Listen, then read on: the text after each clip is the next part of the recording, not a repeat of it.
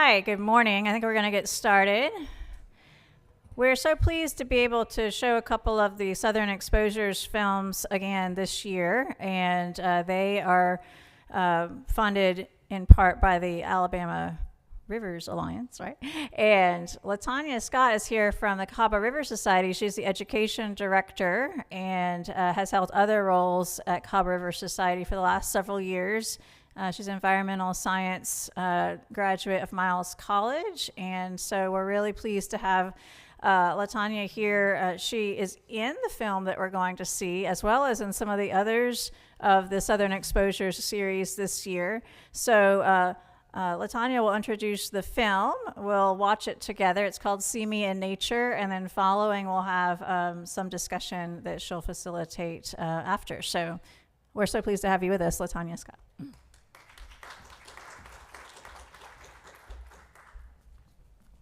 Good morning. How is everybody doing today? Good. Well, as mentioned, I'm LaTanya Scott, Education Director for the Cahaba River Society. Please excuse the way I look because I just drove back from Kentucky. I left at 2 a.m. this morning to get back to you guys on time to do this talk. The reason why I was in Kentucky is because I played tackle football for Alabama Fire, and we won our game against Derby City, and I needed to get back here to see you guys. So about this film, it resonates with me every time people see this film because I believe that being nurtured in nature and nature is going to continue to be nurtured over time. I grew up in the outdoors, and I believe that if you plant the seed for youth in a young age and you show them that you can be brave in nature and just keep introducing science, so forth and so on throughout the course of their learning and being in nature with you, they will want to be in there more when they get older. And I appreciate my parents, and you guys will see this in the film, for actually taking my brother and I outdoors.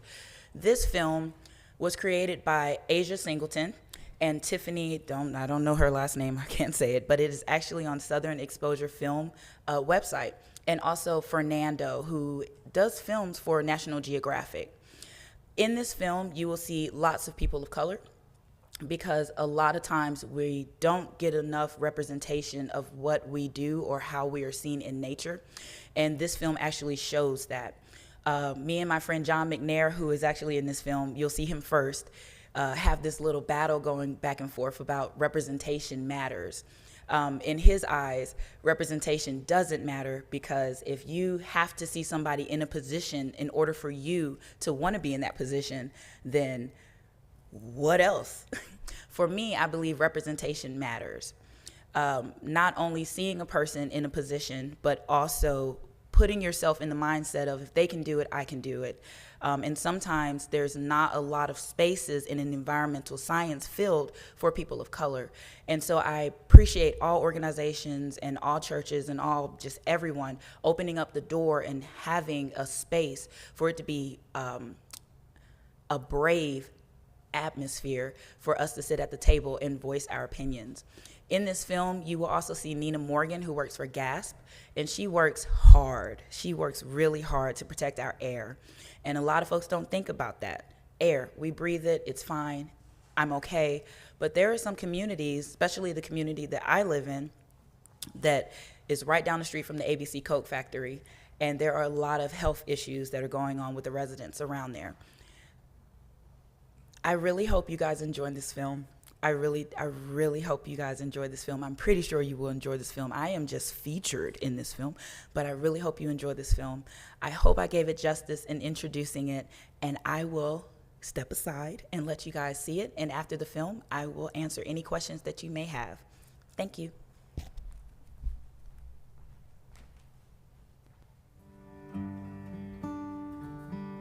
There's a saying that you never see the same river twice.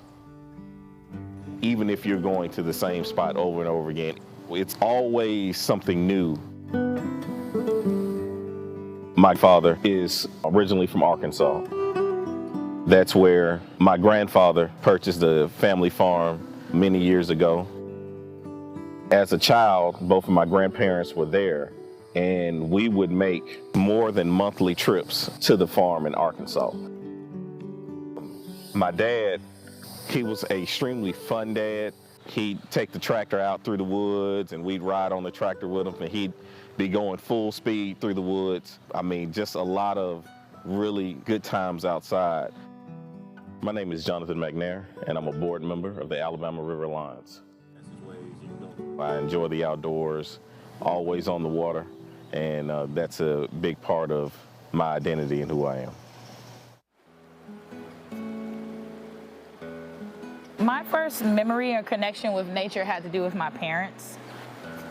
My mother and father loved the outdoors, and when they met, they continued to explore the outdoor, recreate in the outdoors by fishing and camping. My grandparents all the time took me and my brother fishing or hiking. Growing up, I was the one who kept running up my grandmother's water bill because I love water so much and I never understood why I liked it. All I know is that I can turn this faucet and it came out. Being out there with my family, fishing, hiking, camping, in the garden, those are my first fond memories of nature. You know, growing up, you never really understood what a passion was or what it meant. But you did know that you liked something and that you felt a certain amount of ease and relaxation when you're a part of that something or in that area. I am Latanya Scott. I am the Education Director for the Cahaba River Society. Shout out to Latanya with Cahaba River Society. It definitely helped when I had someone who looked like me, who come from an area that I come from, to explain these issues to me, as well as how I can get involved with the solutions. I'm Corey Petway. I serve as the Vice President of the Alabama River Alliance Board of Directors, also as a member of the Cahaba River Society Equity, Diversity, and Inclusion Committee. Early on in my life, my grandfather, who served in the Army and was a very outdoors man, come from Wilcox County, Alabama. Spending time with him in my youth, that exposure when I was younger just did a lot for me in understanding the basic necessities of life and how important nature is. If you go back to early times, they wouldn't call themselves environmentalists. It's particularly in Alabama. I don't think anyone would call themselves environmentalists, actually. They would probably just call themselves community activists, right? And so these community activists were interested in independence, resiliency, and self-reliance. My name is Nina Morgan, and I am a climate and environmental justice organizer with the Greater Birmingham Alliance to Stop Pollution, aka GASP. Our mission is to advance clean air and environmental justice in the Greater Birmingham area through education, advocacy, and collaboration.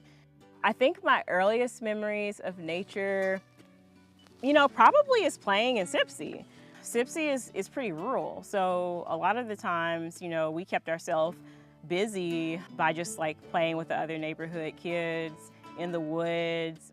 Like most small town kids, I wanted to move to the nearest biggest city, and for me that was Birmingham. I graduated from UAB in 2018. My primary assignment there was a GIS intern, and so I mapped over 3,000 trees on UAB's campus. The goal was to use it as a long-range planning tool to figure out how to make UAB's campus more sustainable in the long term. Try to do my best to capture beautiful imagery out of the outdoors. How just amazing nature looks. I've always been very adept at picking up new technologies. I enjoy going out and cruising the river, so I may do that sometimes, and I may not say a word. And other times, if I'm feeling more talkative, I'll, sit and kind of just explain why this is a beautiful place to be and what I'm enjoying about it. Beautiful spot, riverside, to relax, hang out, have me a little lunch.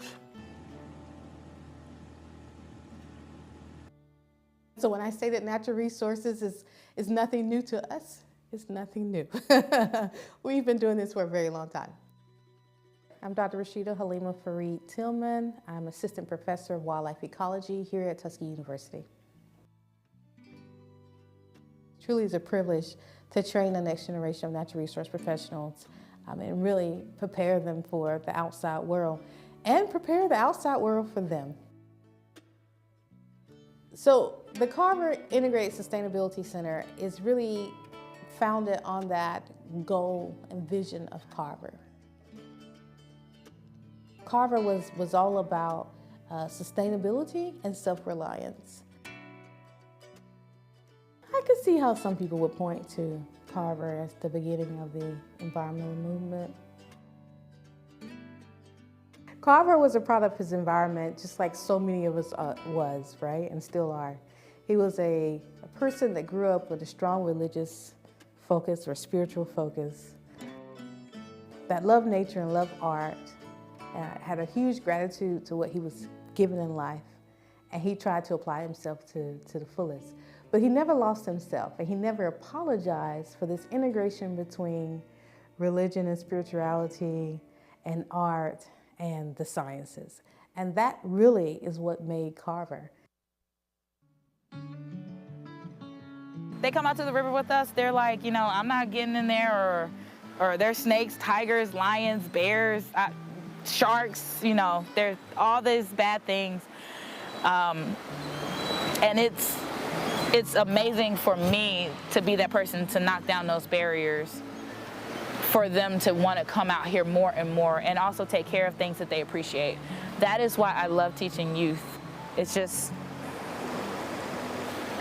seeing their glow in nature. And also, if you are a part of the BIPOC community, seeing a person that looks just like you in a leadership position, in a role, and out here doing things that you think folks don't do. What does representation equate to when you talk about the environmental movement, right? So in the general sense, you say, I need to see more brown people in the environmental movement that look like me, and black people that look like me, so that I can self-identify to also be a part of that movement. We have groups, we take trips, it's an open invitation, because everybody is now starting to realize how nurturing nature is and how fantastic it is, and how much needed it is. I'm not interested in just that you have a black intern and just that you have a black face at the reception desk. What I'm interested in is the ideology making decisions. Is the boardroom diverse in thought and diverse in people, right? Diverse people equates to diverse thought. So if you have 5,000 black interns, but not a single black exec that's making decisions, then you have no representation. I am elated to see more BIPOC individuals in leadership positions in the environment field. Over there, what do you think we're going to be doing? Catching fish. Catching fish. Not catching the trash out the river. Oh, fish. We are going to be catching fish. Like, I know that, you know, one of the buzzwords or phrases that goes around a lot now is representation matters. That's a big thing that people say. For me personally, it doesn't. And the reason I say representation doesn't matter is because if I lived my life based on me believing something was only possible when I saw another black man do it, then I wouldn't think a lot of things were possible. We talk about obstacles and what really prevents more black people, people of color, any so-called disenfranchised minority group in America. And the question is asked, why aren't they more involved in the environmental movement? Historically, you know, and I mean really historically, you know, there's no people that have a greater connection to their natural environment than black people or people of color. Like, things weren't really designed for black people to have a healthy relationship with nature, if you know what I'm saying. Black people, Afro-Indigenous people, were put in this country as worker machines, as chattel free labor, as slaves. the environmental justice movement emerged specifically from Black leaders who said enough is enough. And enough is enough as in we're tired of our communities being dumped on. We're tired of our communities being polluted on. You know, coming to the fore and calling out the mainstream environmental movement for not really including them in the space, not really including them in conversations about the environment. Okay, wait, we're gonna go save the polar bears, we're gonna conserve these big swaths of property. Okay, but what about people? What about people whose very environment, whose very air, whose very water, whose very soil is contaminated because of these major industries, right? So in Alabama, the environmental movement is really centered around what we consider to be the civil rights movement. Sometimes we subconsciously don't think about what does a tree means to a certain individual that looked like me that lived 50 years ago or that saw actual lynching going on.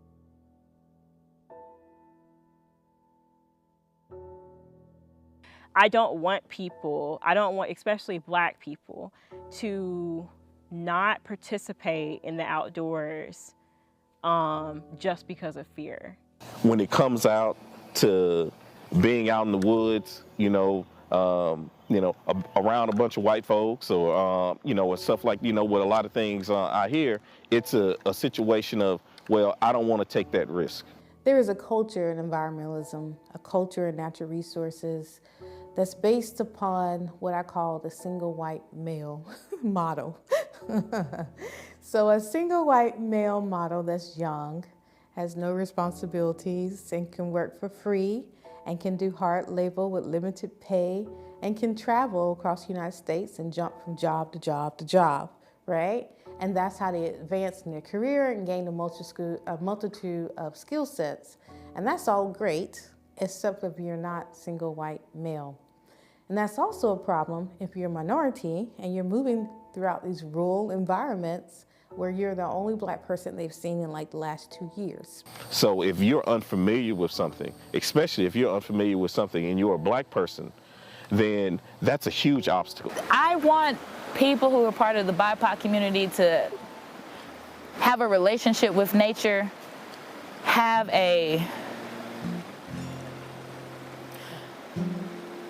moment, if not every single second that they walk outside, to have a moment to be brave in nature and to change that narrative. Because the history of being a BIPOC individual in this world shouldn't be that we were hung from trees or murdered or hurt in the outdoors. And for leaders of the BIPOC community to show that you could break down those barriers and build advocacy to fight for our rights to be out here in nature, because everyone deserves to be brave in nature, and also, this is your birthright. The beautiful thing about it is that even though there has been barriers put up to keep Black people from being proximate to the environment, we've always resisted that. There's Black farmers, there's Black hunters, Black outdoors people. We've always been in some relationship with the outdoors. Another obstacle is when it comes to speaking up when you're being wronged environmentally. People of color are more likely to be victims of environmental mismanagement. They're more likely to suffer from effects of global warming, air pollution, direct pollution from whether it be corporate pollution from plants or anything like that. They're more susceptible to all those things. And even though they may be more susceptible, if you're unfamiliar with processes, if you're lower income, you don't have the luxury of time to fight that battle. In addition to the day-and-day hustle and the day-and-day struggles that people in our community face on a normal basis. So if you're having to make a decision on how you're gonna feed your family that evening, going on a fishing trip or going on a camping trip, a hiking trip, is not even at the beginning or the forefront of your mind, because a lot of people in our community have to deal with such life-threatening issues up front. They don't even have time to even think about the extra commodities of life. Being able to have time to actually go to a town hall meeting about X, Y, and Z, that's a luxury. You know, having the ability to go and do that, that's an added luxury. We have to understand that there's another part to it, policy as well. We advocate a lot, and anybody that's in the space of advocacy and environmentalism will tell you that they have to go and talk to the lawmakers a lot, you know, to get things done. It's important that you're bold in your advocacy, that you're not afraid to take up space. And it's also important, especially for white-led organizations, allies, you know, who are trying to figure out, how do I get more black people to show up to my events? How do I get more black people to apply for these jobs at these organizations? That you listen to black people, you listen to black environmental leaders, and that you resource them and ensure that you're doing everything that you can do to make it a space in which black people feel like they can enter.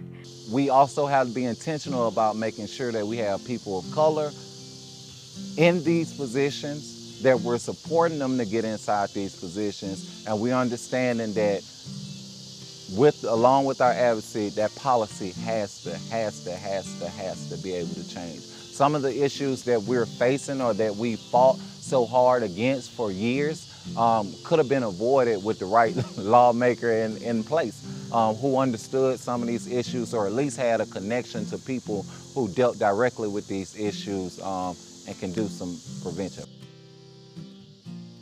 And so it's very imperative that we create more opportunities in diverse environments, but equally as important, attack that culture around natural resources and environmental science that really isolates and limits opportunities, not only just for minorities in general, but also women.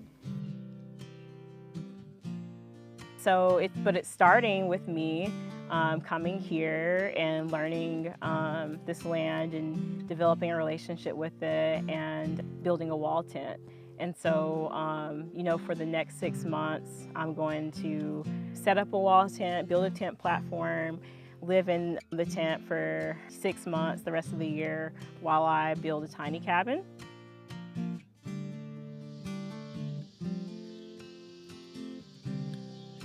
My favorite outdoor activity is hiking. Ruffner Mountain here, the Pinhoti Trail. I've been blessed to have friends who've taken me out on hikes there.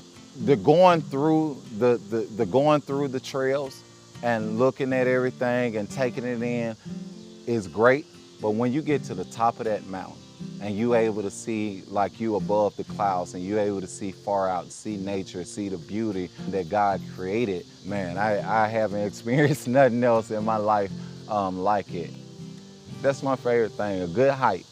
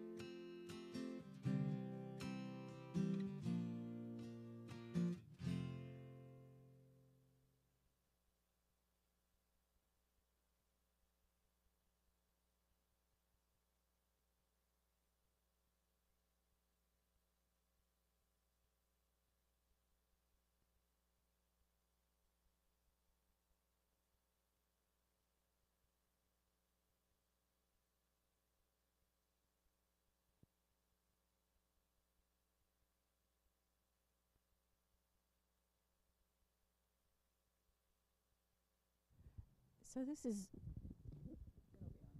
okay. 1, 2, 3. Okay. Hers is low.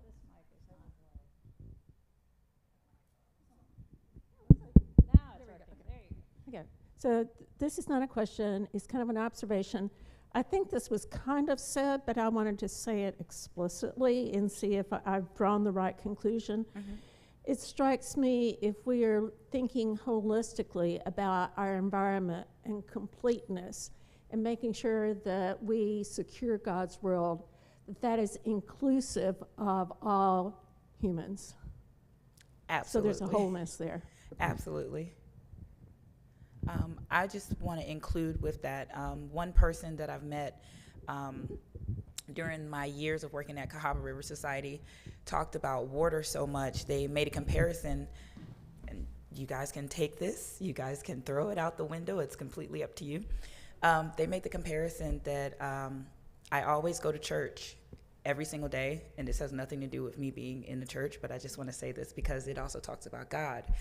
I go to church every single day because when I'm in nature, I'm closer to God. It feels like I'm closer to God. For me personally, it makes me feel like I'm closer to my father because he took me fishing when I was younger. And it's a love-hate relationship for me personally because on July 22nd in 2000, my mom and my dad went on a fishing trip.